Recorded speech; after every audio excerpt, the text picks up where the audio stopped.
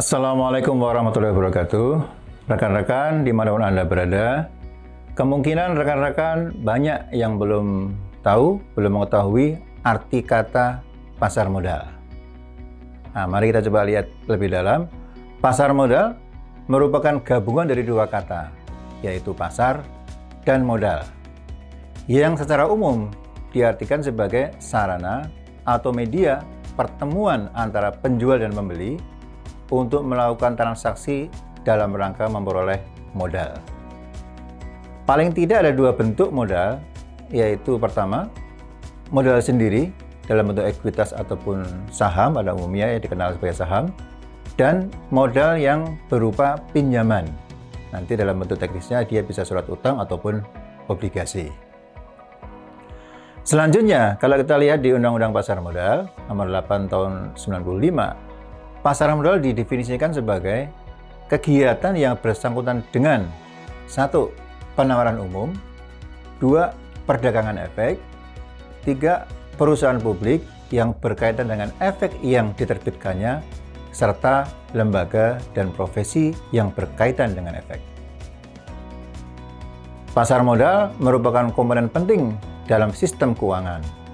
Fungsi pasar modal tersebut adalah untuk memfasilitasi antara pelaku yang mempunyai surplus keuangan untuk menyalurkan dana investasi kepada mereka yang membutuhkan dana.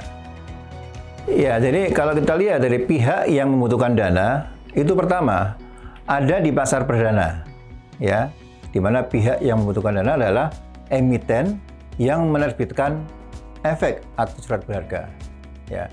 Kedua, di pasar sekunder, pihak yang membutuhkan dana adalah para investor yang saat itu adalah menjual saham atau efeknya, sehingga dia memperoleh dana dari penjualan efek tersebut. Lihat gambar berikut, silakan.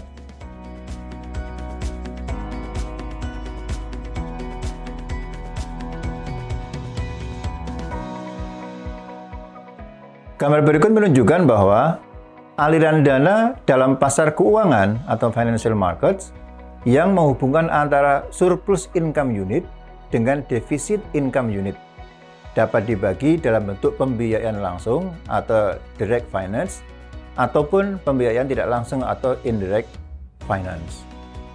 Pembiayaan langsung dilakukan melalui pasar keuangan atau financial market yang menghubungkan atau mempertemukan secara langsung transaksi antara kedua pihak surplus dan defisit income. Transaksi tersebut dilakukan tanpa adanya bantuan perantara ataupun intermediary. Transaksi secara langsung contohnya misalnya adalah penerbitan efek atau surat berharga, baik berupa saham, surat utang, ataupun sukuk yang menghubungkan antara emiten sebagai penerbit saham, surat utang, ataupun sukuk dengan investor secara langsung. Nah, kemudian di sisi lain, pembiayaan tidak langsung dilakukan dengan adanya bantuan pihak ketiga atau intermediary di sini. Ya, kalau di pasar modal kita bisa lihat misalnya ada peran-peran broker, peran-peran perantara pedagang efek. Ada juga di perbankan, ya, peran-peran yang dilakukan oleh bank sebagai wealth management untuk nasabahnya, ataupun untuk dana pensiun dan asuransi, ya, di mana aset nasabah dan pensiun atau asuransi tadi diinvestasikan ulang melalui instrumen di bidang pasar modal. Kemudian penerbitan efek ini bisa bermacam-macam bentuknya, bisa efek bersifat ekuitas, bisa efek bersifat utang ataupun sukuk, ataupun structured product lainnya seperti unit penyertaan reksadana, ya, itu bisa dilakukan melalui 3 cara. Pertama, melalui penawaran umum. Kedua, penerbitan tanpa melalui penawaran umum, ya. Kemudian yang ketiga, penawaran umum melalui layanan urun dana berbasis teknologi informasi atau yang sekarang dikenal sebagai securities crowdfunding. Kemudian juga bahwa penawaran umum merupakan kegiatan penawaran efek yang dilakukan oleh emiten untuk menjual efek atau surat berharga kepada masyarakat. Nah, kalau kita lihat lagi di Undang-Undang Pasar Modal, kita bisa tahu batas-batasnya. suatu penawaran disebut penawaran umum itu jika pertama dilakukan di wilayah RI, di wilayah Indonesia, atau kepada warga negara Indonesia. Kedua, ditawarkan melalui media massa, lewat koran, lewat internet, lewat televisi, ya. Kemudian juga sudah ditawarkan kepada lebih dari 100 orang, 100 pihak dalam hal ini, ataupun telah dijual kepada lebih dari 50 pihak dalam batas nilai dan waktu tertentu. Berapa itu? Nilainya minimal 1 miliar rupiah dalam kurun waktu 12 bulan atau kurang lebih 1 tahun. Nah, kemudian kegiatan di dalam pasar modal, kita juga mengambil 2 jenis pasar. Pertama adalah pasar primer dan kedua adalah pasar sekunder. Pasar primer atau umumnya disebut sebagai pasar perdana merupakan pasar yang pertama kalinya terjadi antara perusahaan sebagai penerbit efek atau surat berharga dengan investor. Ya, di mana di sini perusahaan itu menawarkan saham, obligasi, sukuk ataupun structured product seperti reksadana kepada para investornya untuk pertama kali. Ini disebut sebagai pasar perdana. Ya. Nah, kemudian dalam pasar perdana ini perusahaan atau penerbit efek ya akan mendapatkan dana dari investor dan kemudian investor akan memperoleh bukti penyertaan modal tersebut ya berupa apa? Bisa berupa saham ya kalau dia itu adalah efek yang bersifat ekuitas. Bisa juga dia berubah obligasi ataupun sukuk ya ketika dia sifatnya adalah efek atau surat berharga yang sifatnya utang ataupun unit penyertaan dari suatu reksadana dan kontrak investasi kolektif yang lain. Nah, transaksi pada pasar primer ini sering disebut sebagai initial public offering.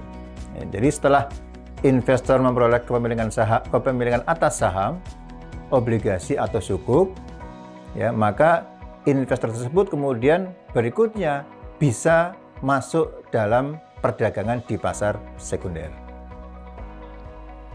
Nah, apa itu pasar sekunder?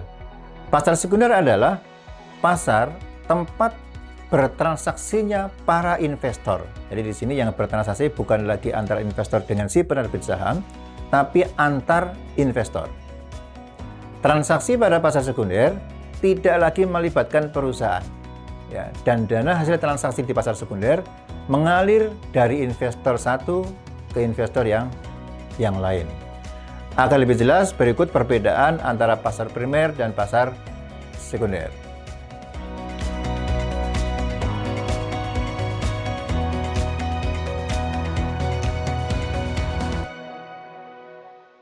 Ya, demikian pembahasan tentang konsep pasar modal. Materi berikutnya adalah tentang fungsi dan peran pasar modal. Mari kita ikuti bersama.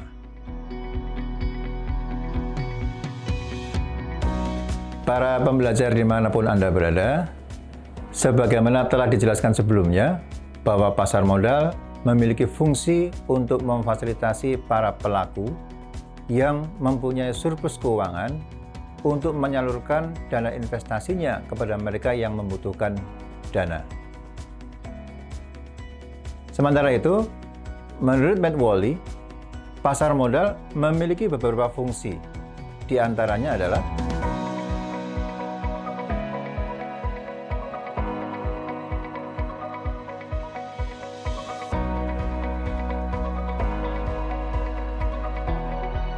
demikian pembahasan tentang fungsi pasar modal dalam pertumbuhan ekonomi negara. Materi berikutnya adalah tentang struktur pasar modal Indonesia. Mari kita ikuti bersama.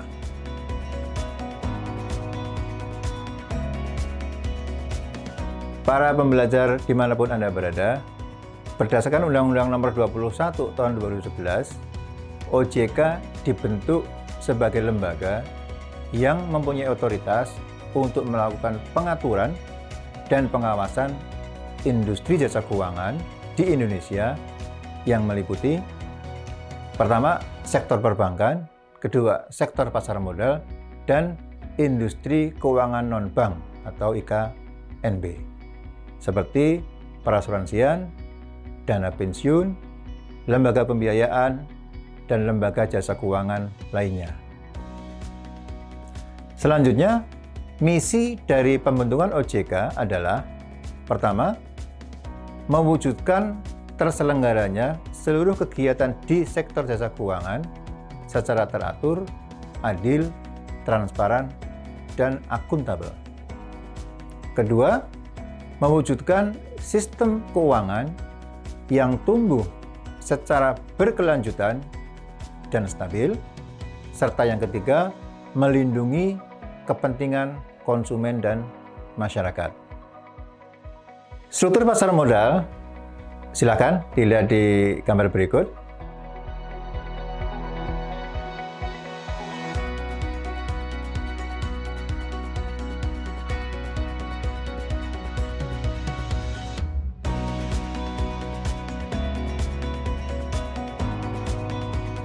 Yang pertama adalah adanya OJK selaku regulator untuk seluruh lembaga jasa keuangan di Indonesia. Kemudian juga selain OJK ada juga regulator lain yang sering disebut sebagai Self-Regulatory Organization atau SRO.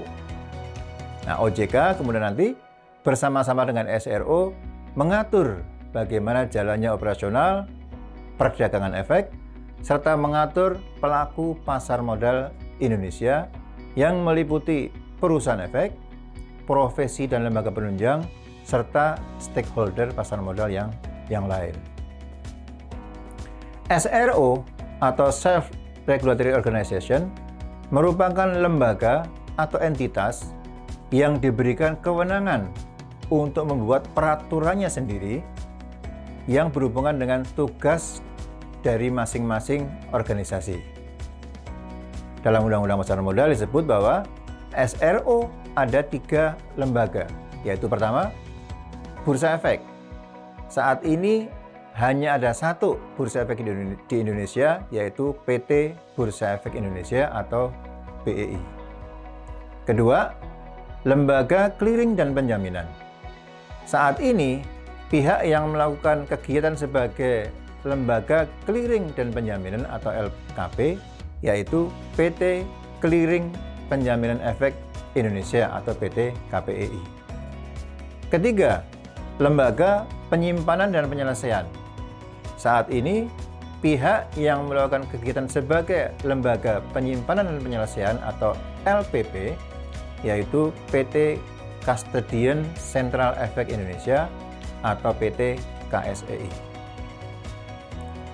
Selain itu, masih terdapat beberapa lembaga yang memiliki karakter sebagai SRO, tetapi dilahirkan bukan berdasarkan amanat langsung dari Undang-Undang Pasar Modal, melainkan berdasarkan peraturan Bapepam atau peraturan OJK.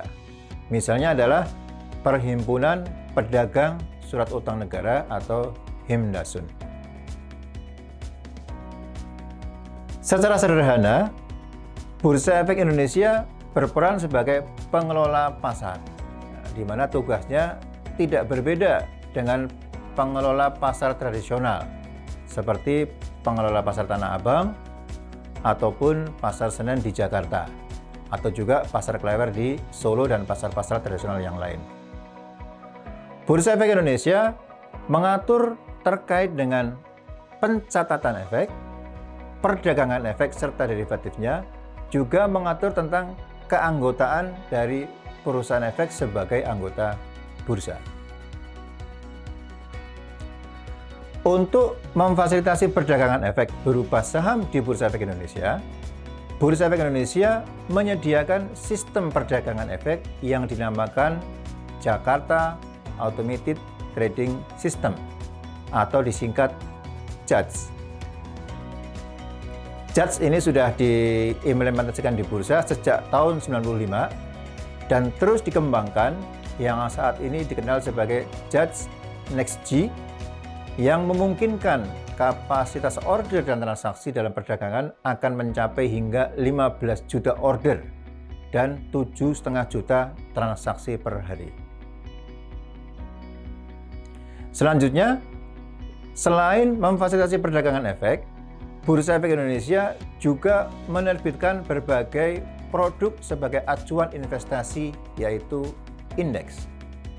Saat ini sudah terdapat beberapa indeks yang diterbitkan, antara lain pertama adalah indeks harga saham gabungan atau yang dikenal sebagai IHSG. Kemudian indeks saham syariah Indonesia atau ISSI. Kemudian ada juga LQ45 atau Liquid 45 ya. Kemudian juga Jakarta Islamic Index atau JII dan berbagai macam indeks yang lain.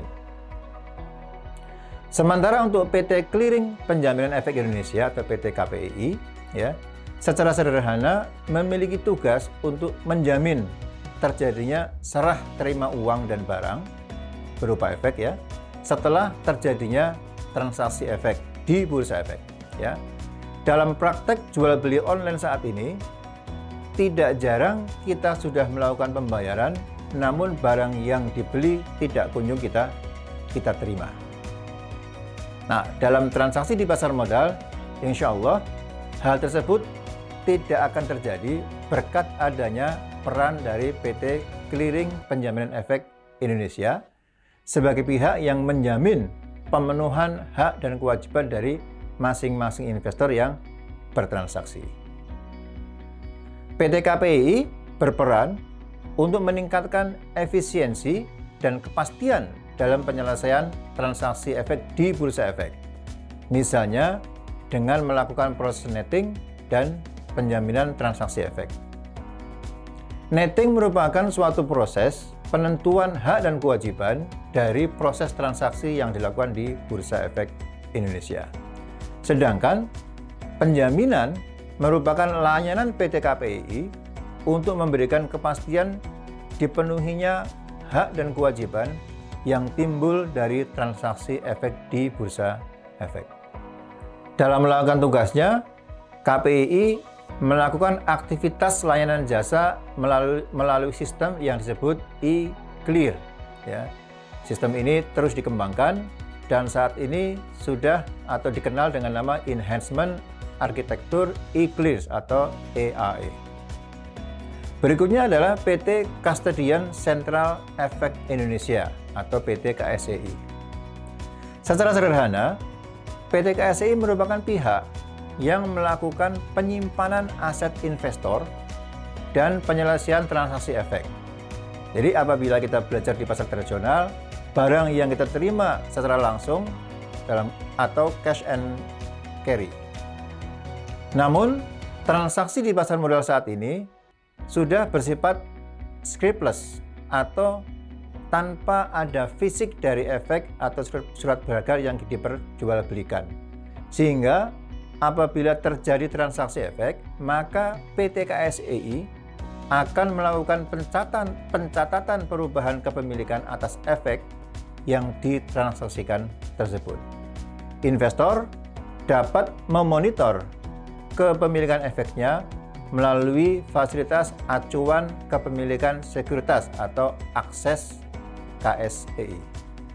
Dalam melakukan tugasnya, KSCI melakukan aktivitas layanan jasanya melalui sistem yang disebut sebagai CBES atau The Central Depository and Book Entry Settlement System. Nah, setelah kita mengetahui fungsi dan peran OJK serta SRO, saat ini kita akan mempelajari tentang pelaku di industri pasar modal Indonesia, antara lain perusahaan efek. Perusahaan efek merupakan frontliner kegiatan di pasar modal. Hal ini karena perusahaan efek dapat melakukan kegiatan usaha sebagai penjamin emisi efek, perantara pedagang efek, dan atau sebagai manajer investasi. Perusahaan efek yang memiliki fungsi sebagai penjamin emisi efek atau underwriter memiliki tugas untuk membantu perusahaan dalam proses penawaran umum, khususnya penawaran umum saham atau go public ya, atau juga penawaran umum efek bersifat utang dan sukuk atau EBUS ya.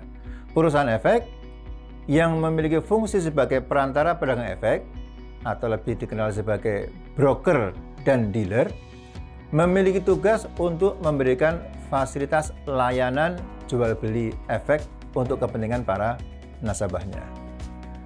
Sedangkan manajer investasi adalah pihak yang kegiatan usahanya mengelola portofolio efek untuk para nasabah atau mengelola portfolio investasi kolektif untuk sekelompok nasabah, kecuali untuk perusahaan asuransi, dana pensiun, dan bank yang melakukan kegiatan usahanya sendiri.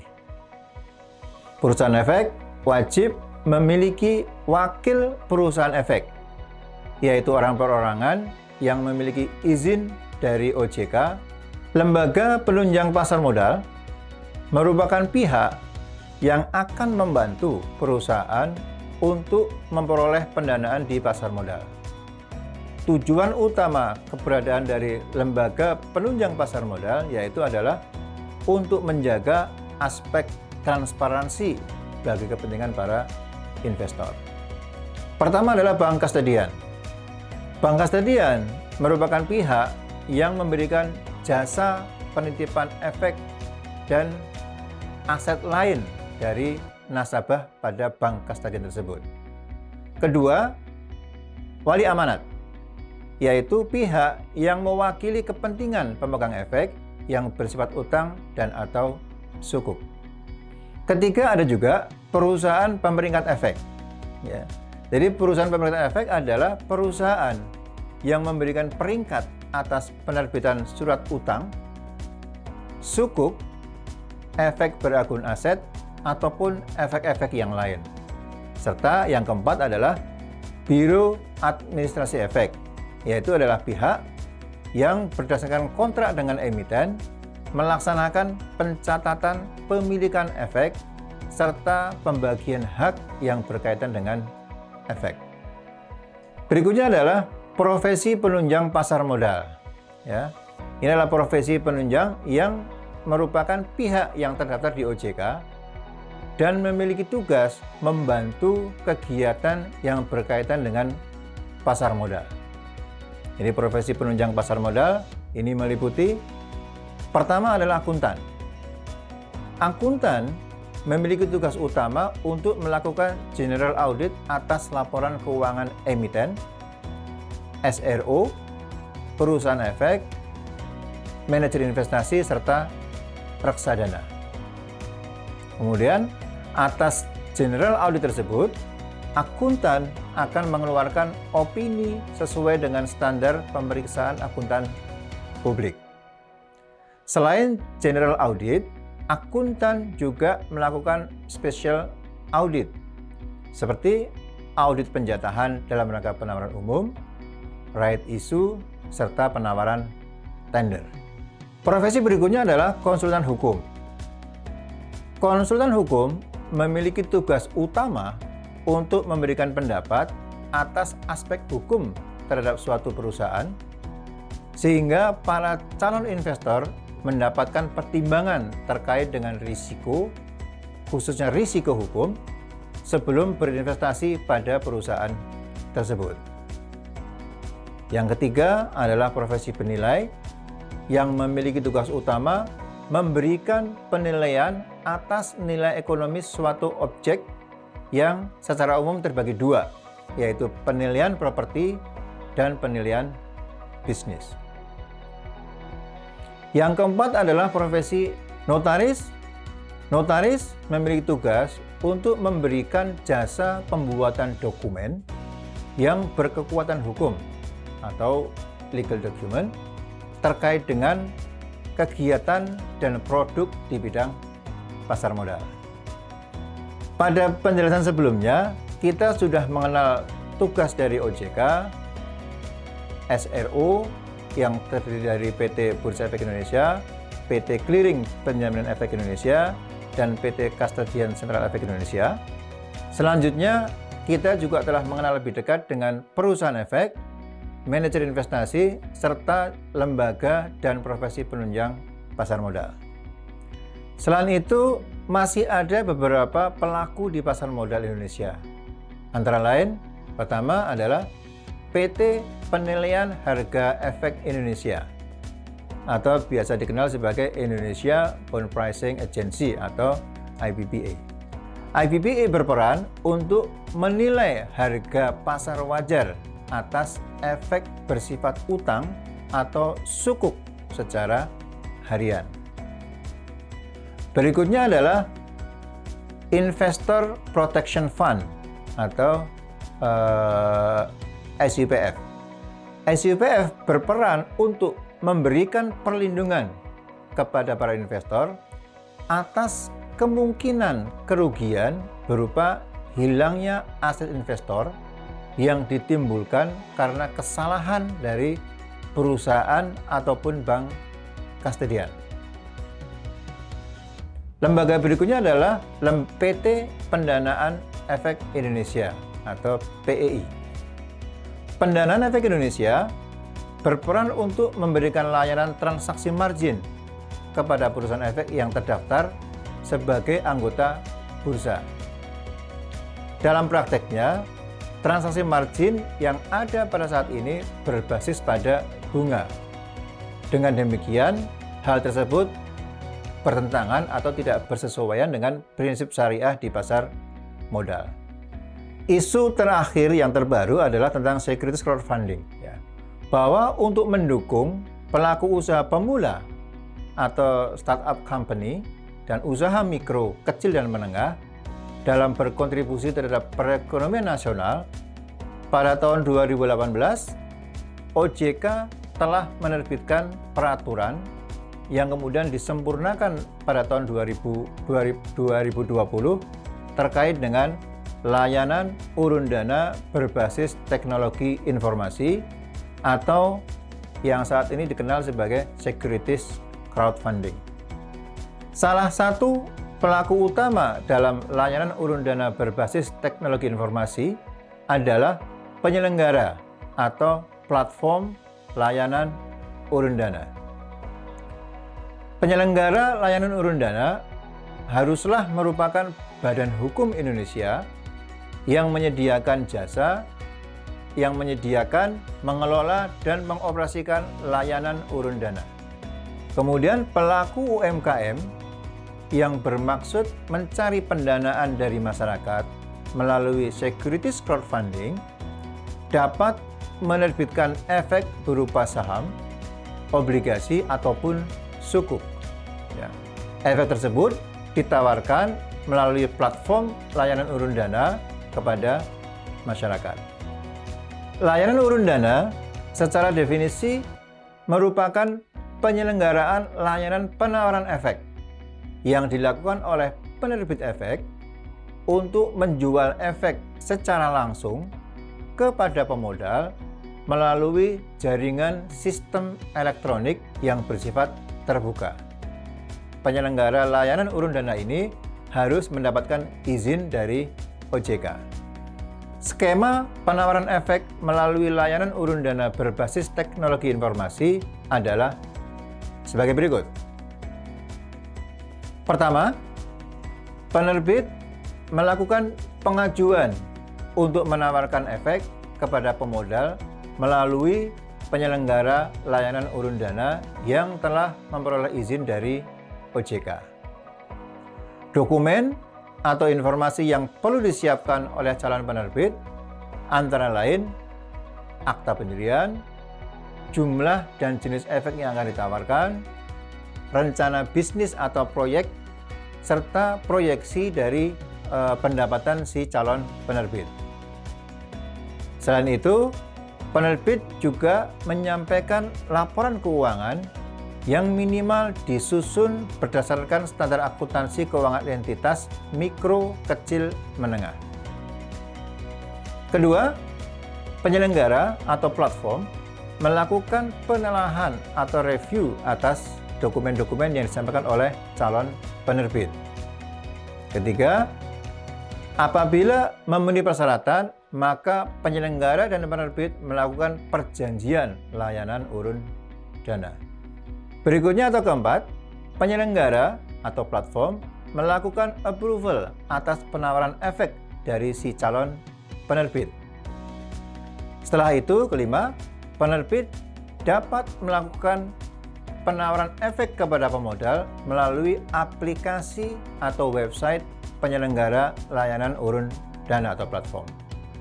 Selanjutnya keenam, pemodal dapat melakukan atau memberikan order untuk membeli melalui platform penyelenggara layanan urun dana tersebut.